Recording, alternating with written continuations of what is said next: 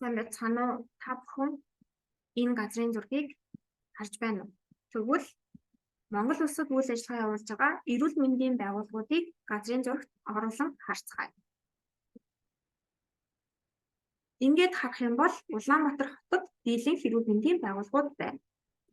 Яг үүн шиг хөгжлийн бэрхшээлтэй иргэдэд тулгамддаг асуудлуудыг газрын зурагт буулгавал ямар байх болоо? Энэ ажлыг хамтдаа хийхээр хөгжлийн бэрхшээлтэй иргэдийн манлайлалын хөлтийг зарлаж байна. Тус хөтөлбөрт оролцогч болсноор та багаараа ажиллаж өөрт тулгамддаг асуудлуудыг тодорхойлно. Мөн хөгжлийн бэрхшээлтэй иргэдэд хэрэгтэй өгөгдөл мэдээллийг бий болгоно. Бий болгосон өгөгдөл дүү шинжилгээ хийж сурна, газрын зураг бэлтгэж сурна.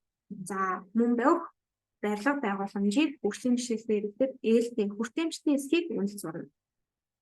Ингэснээрээ та өөрийн зөөлөн ур чадваруудыг сайжруулж, улмаар ажилтай болох, сурсан ур чадвараа үнэлүүлэх зэрэг давуу талтай.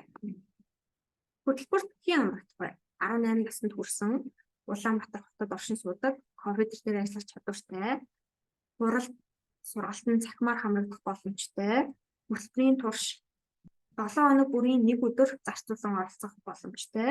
Хамгийн чухал нь хөгжлийн бэрхшээлтэй иргэдийн асуудлуудад дуу хоолойгоо өргөх нөлөөллийн ажил хийх чин хүсэлтэй байх нь чухал.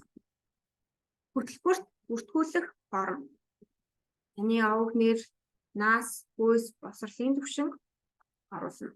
Мөн утасны дугаар, имэйл хаяг, фэйсбүүк хаягаа оруулаад хамгийн сүүлд нь яагаад энэ хөтөлбөрт оролцох хүсэлтэй байгаа вэ гэдгээ 1-2 минутанд багтаан дохионы хэлээр бичлэг хийж оруулнаа. Хугацаа. Энэхүү хөтөлбөрт оролцох маягтыг 11 сарын 26-ны 23 цаг 59 минутаас өмнө өгүүлж ирүүлнэ.